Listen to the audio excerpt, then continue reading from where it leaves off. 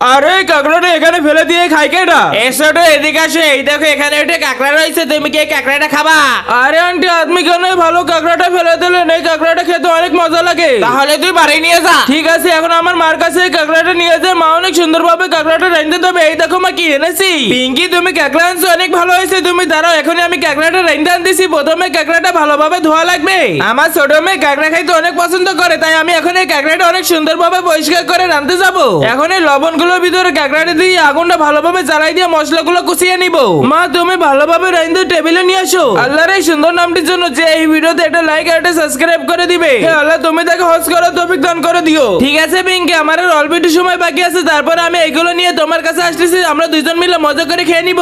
কাঁকড়াটা খাইতে তো একটু বেশি মজা লাগে, তাই চাটনিও বানাইছি। এই নাও খেয়ে নাও। মা তোমার হাতে এই চাটনি দিয়ে কাঁকড়াটা খেতে খুব মজা লাগতেছে, তোমরাও খাও। এই তো আমিও খাচ্ছি, তুমি আগে খাও। ঠিক আছে মা, বাবার জন্য রেখে দিও। তোমরা কমেন্টে ইমোজিটা দিয়ে যেও তো।